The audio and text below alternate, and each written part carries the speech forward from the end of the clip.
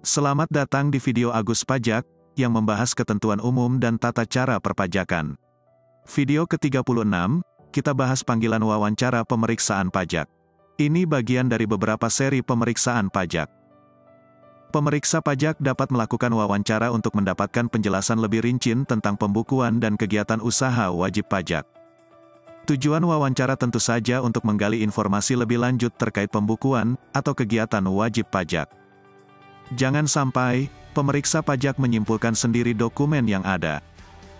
Jika menyimpulkan sendiri yang ternyata kesimpulannya salah, atau tidak sesuai dengan kenyataan sebenarnya, bisa fatal hasilnya. Berdasarkan Peraturan Menteri Keuangan tentang tata cara pemeriksaan, wawancara permintaan penjelasan kepada wajib pajak dapat dilakukan baik di tempat wajib pajak maupun di kantor pajak. Jika wawancara dilakukan di tempat wajib pajak, maka tidak ada prosedur pemanggilan. Justru pemeriksa pajak yang datang ke tempat wajib pajak. Dalam hal pemeriksaan lapangan, wawancara dapat dilakukan pada saat pemeriksaan lapangan di tempat wajib pajak. Pemeriksa pajak yang sedang melakukan pemeriksaan di kantor wajib pajak memiliki kewenangan untuk menanyakan setiap orang yang ditemui, dan pekerjaan pegawai. Kemudian, menanyakan dokumen yang dibuat oleh setiap pegawai. Berdasarkan pemeriksaan kepada setiap pegawai, pemeriksa pajak dapat meminta dokumen yang benar-benar diproduksi pegawai, dan yang dibutuhkan dalam rangkaian pemeriksaan. Jika wawancara, atau permintaan penjelasan dilakukan di kantor pajak, pemeriksa pajak membuat surat panggilan. Pasal 39, ayat 1 Peraturan Menteri Keuangan tentang tata cara pemeriksaan mengatur. Untuk memperoleh penjelasan yang lebih rinci, pemeriksa pajak melalui Kepala Unit Pelaksana Pemeriksaan dapat memanggil wajib pajak, melalui penyampaian surat panggilan.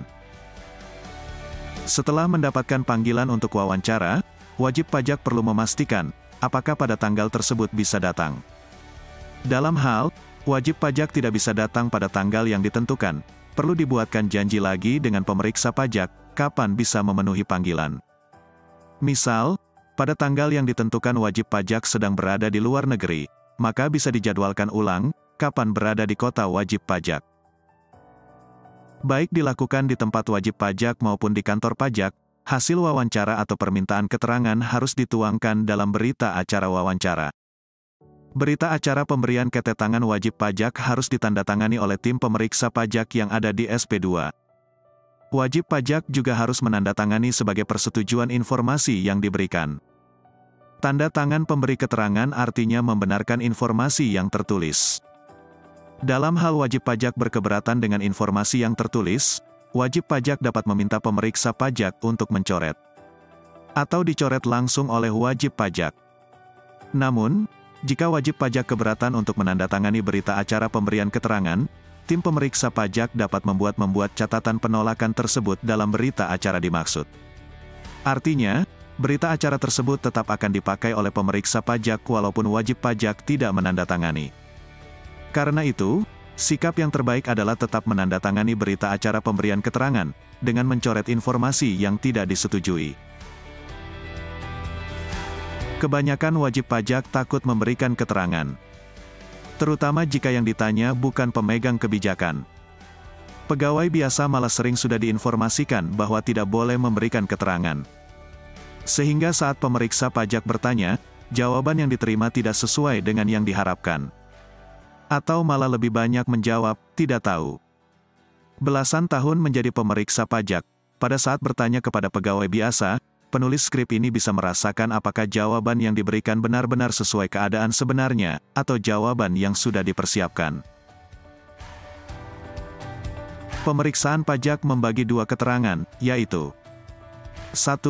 Keterangan yang berasal dari wajib pajak atau pegawai wajib pajak, wakil, kuasa, atau anggota keluarga, dan 2. Keterangan yang berasal dari pihak ketiga.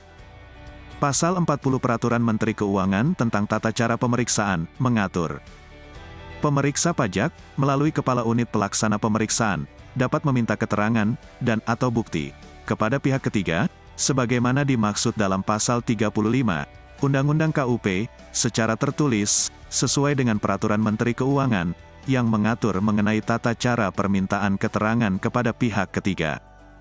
Peraturan Menteri Keuangan yang mengatur mengenai tata cara permintaan keterangan kepada pihak ketiga yaitu Peraturan Menteri Keuangan Nomor 87, PMK, 03, 2013. Dan pasal satunya diubah dengan Peraturan Menteri Keuangan Nomor 235, PMK, 03, 2016. Peraturan Menteri Keuangan tersebut pada intinya menegaskan apa yang sudah diatur di Undang-Undang KUP bahwa pihak ketiga wajib memberikan keterangan dalam rangka pemeriksaan pajak. Walaupun ada informasinya bersifat rahasia, maka sifat rahasia tersebut dengan Undang-Undang KUP dihilangkan. Tidak ada rahasia untuk kepentingan perpajakan. Terima kasih sudah menonton video Agus Pajak. Agus Pajak adalah tempat belajar perpajakan, bahkan bagi pemula sekalipun dapat belajar perpajakan dengan mudah. Semoga Anda dapat memahami dengan mudah. Selain belajar melalui video, laman aguspajak.com juga menyediakan tulisan tentang perpajakan. Tulisan di laman aguspajak.com sudah banyak dikutip orang untuk beragam keperluan, seperti tugas dari dosen dan skripsi. Nantikan video selanjutnya. Sampai jumpa di video selanjutnya.